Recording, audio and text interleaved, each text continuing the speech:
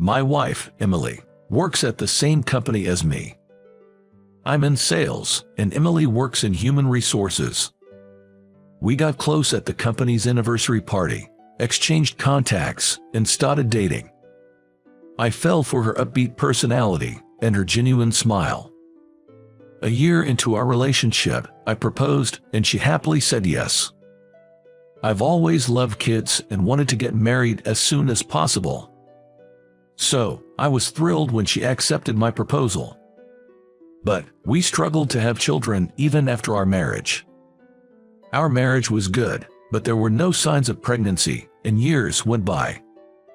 During this time, I was in charge of a major project at work, and not having kids started to bother me less. My workload increased, and I found myself coming home later each night. I come home, sleep immediately, and rush to work the next morning without breakfast. This routine became my daily life. Work was tough but fulfilling and fun. Tomorrow, I have an important presentation with a client. Today, I was busy with meetings and preparations when suddenly, I learned something shocking. A colleague, Mike, invited me to lunch, and we went to a diner. We sat down, ordered 2 lunches, and then he looked troubled and said, "Look at this." He showed me his phone screen. There was a picture of a man and a woman sitting opposite each other at a cafe window. To my disbelief, the woman was Emily. I couldn't believe my eyes. The man was a stranger. Emily was laughing happily. Mike said, "I followed them after spotting them. They later walked into a hotel, arms linked." I can't believe this. When I heard this, my eyes went blank. There was no mistaking it in the photo. It was definitely Emily. She was cheating. After lunch, I couldn't focus on work, haunted by the image of them. When I got home, I confronted Emily immediately. "Who's this guy? Mike told me about him today." I confronted her, thrusting the photo Mike had sent to my phone in front of her. "Let's get divorced," she said coldly. "What the hell? Were you really cheating?" I was stunned. Emily kept her head down, refusing to meet my eyes. I couldn't forgive her. So, I agreed to the divorce. I didn't ask for alimony. I realized that I might be partly to blame. I had been pressuring her about having kids, but lately, I was so wrapped up in work that I hardly paid her any attention. We hadn't even had a proper conversation in a while. I guess she got fed up with me and turned to another man. But I couldn't think of starting over with her, who had given her heart to another man. Whatever the reason, it was a betrayal. Just thinking of her with another man filled me with intense anger, palpitations, shortness of breath, and dizziness. She left the house without any excuses. The next day, I had an important presentation for the project I was handling. But my mind was full of thoughts about the divorce. And I hadn't slept well the night before. As a result, my presentation was a disaster, and I failed miserably, getting dropped from the client selection. "What happened with your presentation today? It was terrible."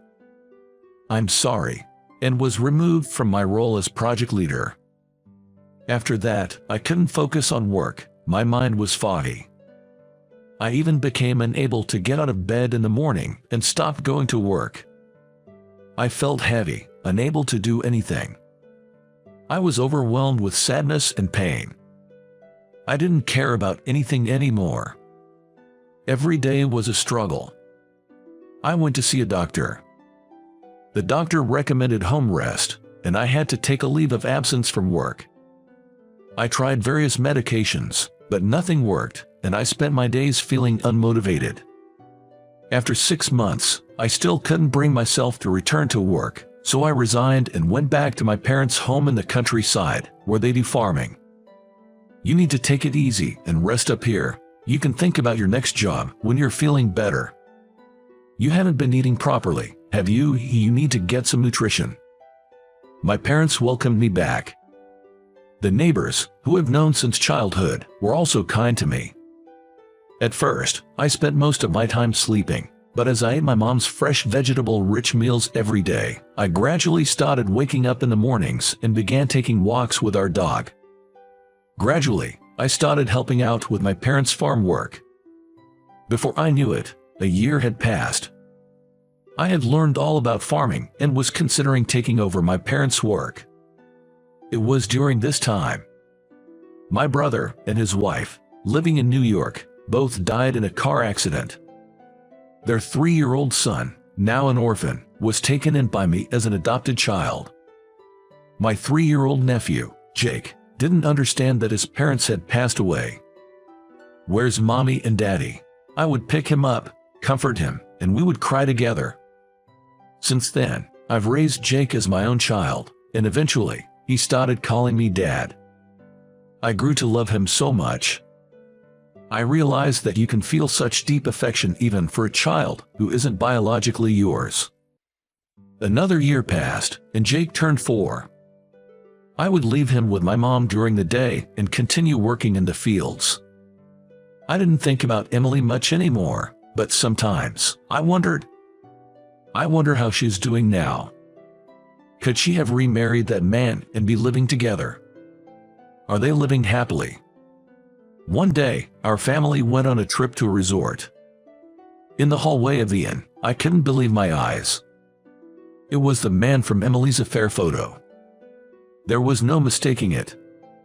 I had seen that photo on my phone countless times. But the man was with a different woman and a little girl, not Emily. What did this mean? Had he and Emily separated? I impulsively asked him, "Hey, where's Emily?" He looked surprised and told the 2 people with him to go ahead to their room before turning to me. "Excuse me, who are you, Emily?" "Oh, you mean Emily Monroe." Monroe was Emily's maiden name. "Jer, weren't you the one who remarried her?" He stared at me and then asked, "Are you Emily's ex-husband?" "Yes, I am." His expression changed suddenly. "Can we talk privately for a moment?" We decided to talk in the inn's lounge. "My name is James. I've known Emily since we were kids. We grew up together like siblings, so there's no romantic relationship between us, and definitely no romantic feelings," he said it emphatically. He insisted that the time he was in the photo with Emily, they had just met by chance and had tea together, but they did not go to a hotel. Was this man telling the truth? Then why did Mike say they went to a hotel? And why didn't Emily deny it? James continued, "Did Mike have any negative feelings towards you?" "Negative feelings?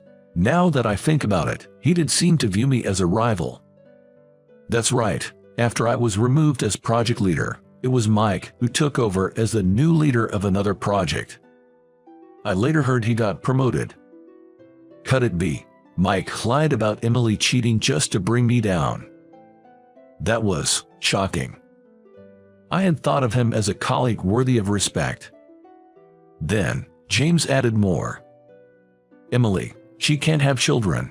She was struggling because she couldn't have children with you, and when she went for tests at the hospital, that was the diagnosis, but you wanted children. So, she thought it would be better for you to divorce her and remarry someone else who could make you happy. That day we met after a long time, she was talking about that. So, that's why, even when accused of cheating, she didn't make any excuses and instead initiated the divorce." So that was it. What have I done? I had misunderstood her cheating and unfairly blamed her. Indeed, I had always wanted children. But even if we couldn't have children, my love for Emily didn't change. I wanted her by my side. What's going on?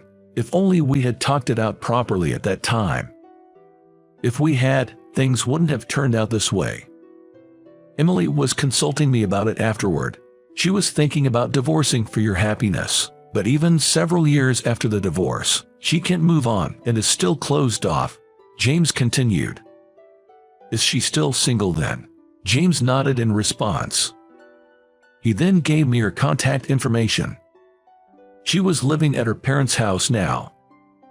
Unable to stay still after parting with James, I immediately called Emily. But it didn't connect. Maybe she had blocked my number. I called her home. Then a familiar voice answered the phone. "Hello, this is the Monroes." "Hi, this is David. Is Emily there?" "It's me, Emily." "David." We exchanged words for the first time in years. "Emily, I heard everything from James. I just happened to see him on a trip and talked to him. I'm truly sorry. I was wrong to suspect you of cheating. I didn't realize you were struggling. I am the worst. I want to apologize." My voice trembled. Tears didn't stop. From the other end, I heard Emily sobbing.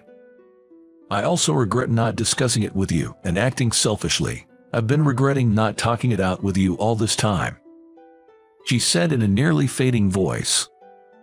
"Can we try again, Emily?" I hesitantly asked. "Yes," she nodded while crying.